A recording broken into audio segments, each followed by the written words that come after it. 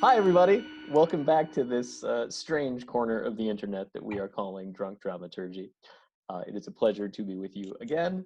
My name is Brent Hazelton, incoming artistic director of Milwaukee Chamber Theater. With me, as always, is faithful, stalwart, relentless co-host Kimberly Colburn, freelance dramaturg, formerly literary manager at Actors Theater of Louisville, literary director at South Coast Repertory Theater, and now a science wizard in Apparently. Canada, of all things, which is amazing.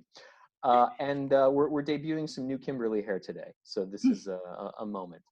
And also our special guest today, please welcome Lue Douthit, CEO and creative director of the Play on Shakespeare project. Welcome, Louie. Thank you, Brent. Thanks for I joining was wondering about the hair. I'm kind of jealous. Like, how can you do that during a quarantine? Like, mine's just like sprouting. I was like, well, I don't know. Someday I'll get it cut. Like, that's I have amazing. clippers. I have scissors. Just go for Wow. it. I And just also a wash considerable amount once of a game. week, whether I need it or not. I wash it once a week. That's it. That's all I can do. Low maintenance. It's good. It's good. I So, all know. right, where are we all today? We know Kimberly's in Canada because she's always in Canada. I'm hanging here in Milwaukee. Louie, where are you? I'm in lovely Ashland, Oregon. Lovely Ashland, Oregon, with the world's greatest bookshelf behind you. In the world's greatest little theater town. It's amazing. Yeah. But that's exactly where I want to start is like, how the heck did a dramaturg end up in Ashland, Oregon? You want the long version, or do you want sort of like the quick and so we can get to other things version? Let's do the quick and dirty. Yeah. Yeah. Make Kimberly's editing Okay. job easier after all. So I was minding my own business, hoping for a modest academic career at a mid-sized university with a good football program, when a door in the literary office at the Oregon Shakespeare Festival opened up. It was an opportunity to work for, I think it was an 8-month internship. And I was finishing up a degree. There were no teaching jobs. They offered health insurance. I thought, how bad could this be? I had never been at the Oregon Shakespeare Festival. I was not a Shakespeare scholar. A lot of people would say I still am not. I said, well, I could do this for a little while, right? Shakespeare was a new playwright once. So packed up, all the boxes, partner, 2 dogs, 2 cats, went down I-5, was in Seattle at the time. Wonderful education at the University of Washington. Wonderful, wonderful time. And we arrived, really never been to Shakespeare. It's like, what? So early on, like maybe by February when the shows would open, we arrived around Christmas time. So February of the a couple months later, I'm walking across the bricks. Kimberly, you might know what I'm talking about. You're kind of walking across to the main administration building, and I see somebody who has a sign for a ticket to see a show in the smallest theater. And the sign was, I need cure. Curatory was the name of the show. And I was so stunned. Like, who needs to go to the theater? Who needs to like scalp for a ticket? Who are these people that come here?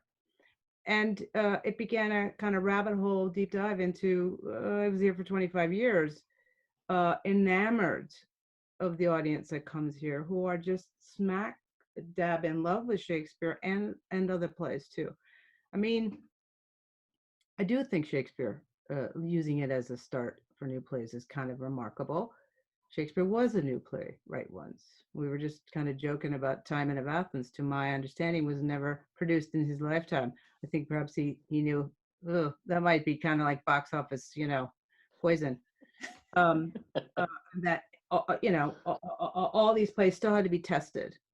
And what I have said is that Shakespeare gets to be Shakespeare because he has a theater that produced him, starting with two Gentlemen of Verona, all the way through to Two Noble Kinsmen, and that 20-year period is where he became a playwright. And without actually doing the work, you can't really be a playwright. And so using that, Shakespeare's own model, and adding to that an acting company, which is, of course, one of the stalwarts features of the Oregon Shakespeare Festival. There was plenty of opportunity then to create works to fit that company, to fit this audience, and to fit it into the repertory with Shakespeare. And so that's how it happened.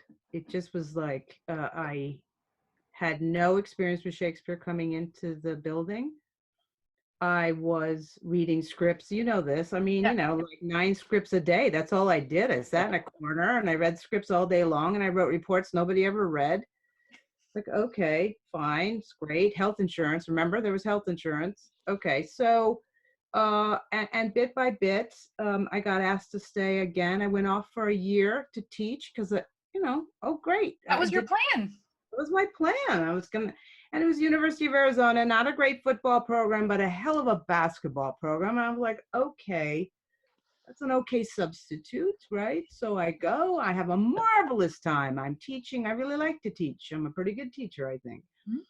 But there was something missing. I didn't feel that I had gotten everything out of my professional theater experience. And I don't know if you feel this way, but I do remember as both an undergraduate and a graduate student, I was like, listen, professor, I know you're trying to tell me how to do something, but I don't see you've ever done that. Yes. Not quite sure how I don't quite know how to reconcile that, right? I don't know Yes. how to share that.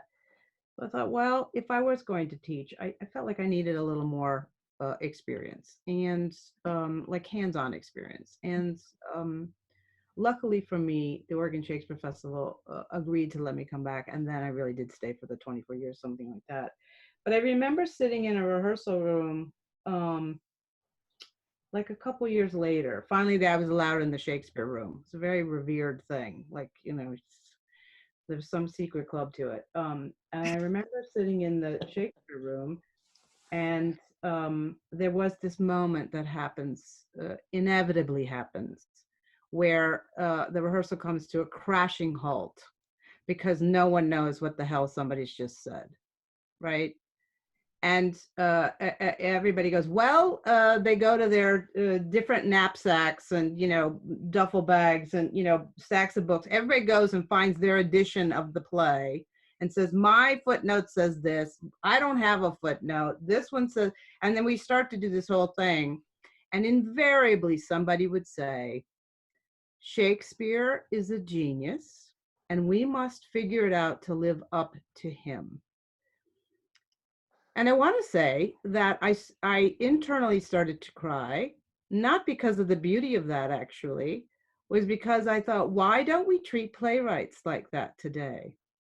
And I thought, why can't we take the playwright as Shakespeare and think that we must live up to them as much as we live up to Shakespeare, A. B, why don't we take Shakespeare as we would with a new playwright and say, hey, about that second act.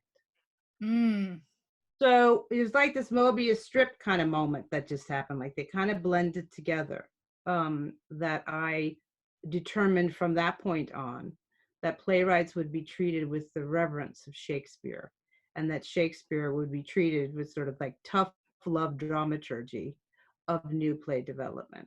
And that's how I think, that's, like I said, I think that's how I That was then, your way in. That was how you could stay that's for how I 25 moved. years. Yeah, and that's how I moved through the world. That's fascinating because one of the things I have a very tormented relationship to Shakespeare because as a new play dramaturg, one of the things that I get most angry about is the cultural space that Shakespeare takes up in our zeitgeist. And I know that philosophically, I am much more able to believe that, I'm going to mess up the phrase of where the flooding waters and the ship rises, like Rising tide lifts all ships. Oh yes, rising tide lifts all ships. And that's what I truly believe about the world generally, and Shakespeare holds the one exception to that. Because I think that one of the things that I have a problem with is the veneration of Shakespeare and the way that translates to he is a genius, he does no wrong, and we have to go to him. But actually, I think it's boring most of the time in terms of productions. Oregon Shakespeare Festival is absolutely an exception to that. But in college landscapes around the country, and I have certainly been part of these casts, they're playing with the text in ways that they don't understand. They're not actually communicating, and they're just putting things on top of it rather than actually lifting it up. And because of the cultural weight that Shakespeare carries, it is drowning out new voices. It is extinguishing love of theater generally because people get turned off of it. And that's the problem that I have with that's the existential angst that I bring with me to a Shakespearean relationship. But as you describe it, it sounds awesome. How then can we do that? How then can we actionably promote your Mobius strip?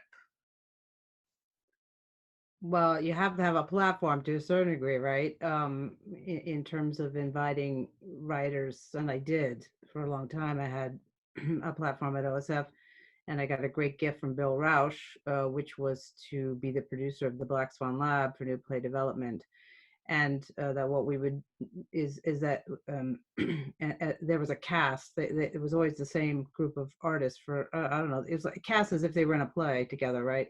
So there were 12 or 15, or I don't even remember. Sometimes there were like 16 or 18 people, and we're bringing in these contemporary plays with like 3 characters, so that you can see, Brent, my concern about sort of like growing dramatic plays, partly because I wanted to give all those actors some jobs, but I just thought it was a really great blend of the classical actor who then approached the contemporary play, right? And so that there was this beautiful melding that happened. So Shakespeare actors were also, giving feedback and just wrapping their great instruments around, words in a sequence, right? So there was that.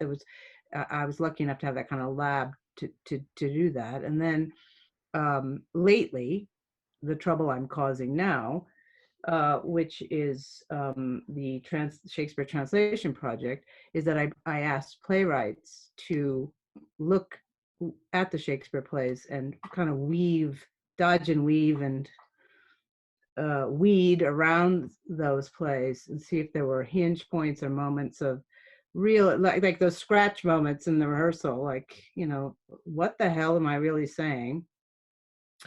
And then how am I supposed to convey that to an audience? I mean, like the amount of energy spent on that is lovely on the one hand, and also can be counterproductive after a while too, my experience.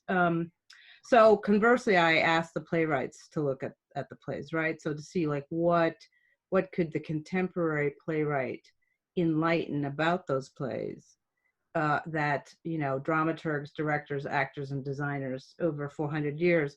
Is there anything left to talk about? You just kind of wonder, right? I mean, all these books behind me, not to like brag about it, but they're all Shakespeare. And it just kind of over the years, I just kept collecting them, I guess. Like I had no idea. Just like one day I went, my God, there's 4 bookshelves here full. So, and yet you're like, well, that doesn't always help me in the middle of like unpacking what's really at stake, or what's like the big moment, or who just changed their mind, or thank you designer for giving me oh, they're in the blue team now, awesome. Like I'm not sure I know why, but I know they're on the blue team, and it probably was a bad thing that happened to get them, you know what I mean? So I could kind of gloss through and get some of it. So I think it's that I kind of flipped it, right, a little bit, to see what would happen if you mix up the components a little bit. So I think most people know about the Translation Project. I think anybody watching something called Drunk Dramaturgy is a theatrical fan who is aware of it. But just for those 2 people that might be watching who don't know, what is the Play on Shakespeare Project? Yes, in 2015, the Oregon Shakespeare Festival announced that they had commissioned 36 writers to translate 39 plays written in part or whole by William Shakespeare. And it was my job, because I had this director of literary and dramaturgy, whatever, it fell on my plate to do, is because I was head of this department. But that's how it started. It was an exercise, still is an experiment, definitely. We're just looking at the plays. I came up with a couple of like rules, for lack of a better word, which of course means they can be broken. But there were a couple of things that the playwrights had to do, and the first rule was do no harm, and then see along the way as you're kind of working through, if things need to be kind of reworked, can you rework it in the rhythm and the flow of what Shakespeare was working on? It's very complicated, very technical exercise, actually. I think it probably would have been easier if I said just adapt the stories and write a new play. Do you know what I mean? Probably.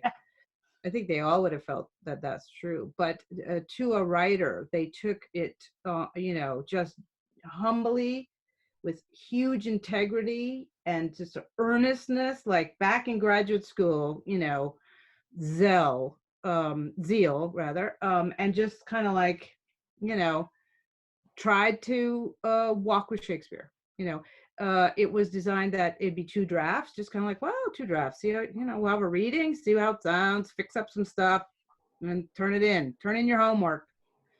Well, lo and behold, a lot of them were really good. Actually, almost, I would say all of them are really good. And I was like, oh, I wasn't expecting that, honestly. Wasn't expecting them to be really good. Like a couple of them, I thought, well, it'd be great. And like, I'm going to commission 36 plays and like maybe 1 or 2 will be good. Like what? Yeah, 39. No, that's Yeah. R&D. That is R&D 39. That's I know. R&D. Think of it. I mean, if 5 of them were good, like that percentage for R&D work is like extraordinary. It's Yeah, like, that's actually true. Yeah. listen, in your vaccine world right now, just saying that, right? Fair. Okay. So I was like, hey, if I could get 5 or 6 of them that were like good, it's like awesome. And I didn't know which ones they would be. So I was like, let's do them all. And I've got this crazy funder, as you know, Kimberly, Mr. Dave Hitt. I was like, yeah, do them all. I was like, okay, great. So that's how it happened. I mean, full disclosure, I should say for our audiences, I am one of the dramaturgs on the translation project. I worked with Octavio Solis and third. Yeah. Yeah, you got to recuse yourself from this conversation. Done. I'm out. So when this project was launched, I remember this being just this sort of hugely polarizing thing in the American theater, right? People are you have these sort of Shakespeare purists on one side, right, saying sort of, how dare you rewrite this language? Then you've got, the other people sort of saying, well, but it's not Shakespeare anymore. You can call it a translation, but it's an adaptation. It's filtered through someone else's sensibility. So basically we are creating, the phrase that I heard a lot was sort of watered down. I don't necessarily agree with that because it's all about accessibility, but sort of diminished versions of these plays, right? And then from a lot of the new play side, I remember hearing, well, gosh, if we're going to commission 39 writers, why don't we commission 39 writers to write 39 brand new plays? Why are we walking across this ground that has already been walked in a slightly different path? So what was the intent? Like purely an academic exercise, a way to open up the canon to other people? I mean, what was the goal going in for you? I can't say that I had a goal walking in. I can certainly say what the outcome has been for me, but I do not think that I had any idea what we might get out of this. But I am a process freak, and I am curious. And if I can be completely honest, I can't hear Shakespeare. Huh. Now, would I have And but let's pause there for a second, right? Because this is like one of the great admissions of the American theater, right? That these sounds are not native to our ears, right? And everyone who sort of says like, oh, if you just do it well enough, of course it's, this arcane metaphor about sea monsters will absolutely make sense to a contemporary audience if you just do it well enough. Right. Well, there are degrees, of course, where things are accessible and make sense, right? Mm-hmm. And yes, I like many people, there has been that great production and that great actor who has made things clear emotionally, maybe not intellectually, but certainly emotionally, and I've been very grateful for that experience. So when we were originally, this idea was David Hitz's idea. He had read about Shakespeare being translated everywhere around the world, and he was very inspired by that. If Shakespeare's translated into French, I don't think it's translated into 16th century French. And so it was just sort of interesting to kind of, what's the parallel to us, right? So yes, some of this is an intellectual exercise, but I wanted it to be something that had no pressure about like sort of like what the product would be. Like, okay, I'm not going to hurt Shakespeare. Wasn't quite sure why that was a problem, but um, I wanted to see what would happen if we kept all the variables the same except language, which is the only thing people won't touch, except they'll edit it out, the gnarly bits, right? And depending on your production values, you may do some pronoun changing or whatever, and you may add some streets of Milwaukee, whatever. It's like I get all those cosmetic things. But I'm a little contrary by nature, and I thought, well, we're absolutely going to go at the thing people say you can't touch. I didn't have a stake in it, right? Shakespeare's not my thing, so I don't have a stake in it either, right? But I have I certainly know how new plays. I know how plays work, and I don't believe people have applied the structure of plays often enough on top of Shakespeare to explicate it. I think we've been relying a lot on just sort of words to carry the message. Yes, it is 90% oral language delivery. That is true. And so you have to pay attention to that. But like opera, I don't think it's the ends. I think the language is the means, and I wasn't to the ends, and I wasn't quite getting all the ends that I would get in a contemporary play. And I feel like 400 years ago, perhaps that audience got more out of the plays than I get out of them. So how could we what's the translation of that, Brent? How do you carry that forward? I don't know the answer to that yet, or if I ever will, but it has been an incredibly satisfying exercise to ask artists to kind of go back in there and look at it beat by beat and work it overall as its own dramatic arc. And we have not had enough examples of having them produced yet to sort of really know how they may or may not work in a rehearsal room. But I have seen them produced, and they work as theater pieces. So another parameter that was given was they are to be companion performable pieces, so that they act as a resource, and they could be performed if someone chose to perform them. So they had that sort of dual function to them as well. There was absolutely no desire to replace Shakespeare. Like, no. But I have been involved in quite a lot of adaptations of Shakespeare plays, I can say. I have perpetuated a lot of damage onto those plays personally as a professional dramaturg. I'm still hearing about the time I cut Double Double Toil and Trouble from Macbeth. Oh, sacrilege. You still, I did it. I cut it. I'm still hearing about it. So I think that there's just a lot of room for, more exploration and sort of discussion about it. And that's what I did that time.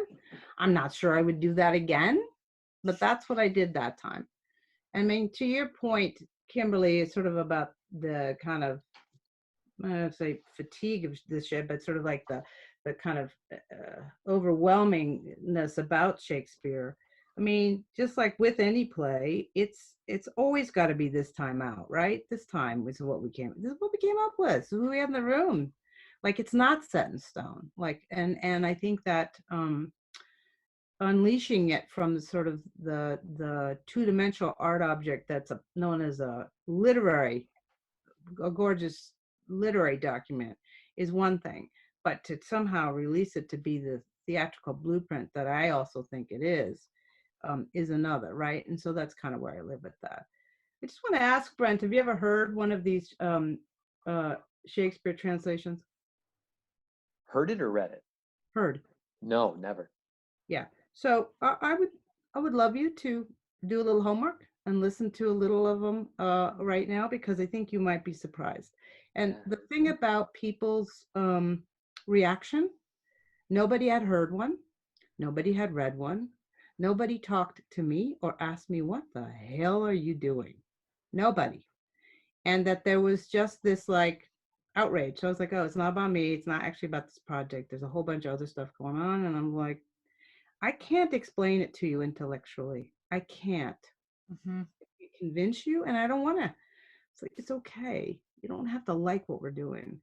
But to condemn something without knowing anything about it or believing that any of the people involved had high integrity, it just was hurtful. And I just thought, I'll just go under the radar. Because guess what? They could have been right.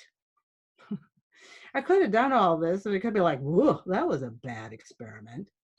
But by the time that we launched this in 2015, I'd had 4 examples. I knew how good it could be. I mean, it was just too intriguing. It was too intriguing. And I had an eager funder who was willing to kind of go on the journey with me. So here we are. It was super And cool. as you say, it's that notion of exploration and experimentation which needs to be honored. And that, ironically, in a new play world, which should be all about exploration and experimentation, we so often don't honor, right? I mean, just this notion of going back to the central question of how sacred is the text, right? And how do we honor playwrights and how do we honor playwrights' intentions? Sort of the inverse sometimes of those Shakespeare conversations where we say, oh, we can't touch it, we have to wrestle with it and figure it out, are the brand new plays where the first time we hear something off a page, it doesn't automatically make perfect sense to everyone in the room and everyone wants to change it, right? Correct. That there's no, there is no wrestling with it. There is no digging in and sort of saying, how do we make this make sense? Let's just spend 5 minutes thinking about what the playwright might have meant here before we try to pull it apart and change it to whatever is easy or comfortable. You know, and the reasons for that are legion, right? I mean, the compression of regional theater production schedules and the financial imperatives on results of new plays. I mean, all that stuff gets in the way of development. But I loved what you've said about treating contemporary writers with the same sort of I don't know, holiness, right? That some of us treat these classic plays. It's always been a frustration of mine in new play development. I think that playwrights are the most courageous people I know. They are willing to spend some time trying to make what I think is the most, even more complicated than your scientific document. I think writing a play, I think plays are very complicated documents, right?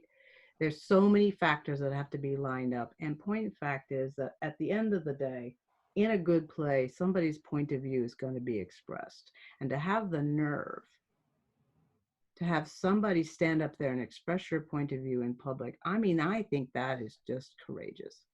And I think we need more people who are courageous like that. And so I will do anything to support the playwright in continuing to keep writing, because I believe we need them. I think we need them always, and we probably need them now more than ever. And I think Shakespeare was writing, whether he knew it or not, I don't know. We'll never really know. I know that Mr. Peabody and Sherman went back to Elizabethan England and they found Francis Bacon, whatever the episode was. Okay, just saying, I don't know that we'll ever know, but that he was doing what playwrights do, which is respond and reflect to the times that you live in.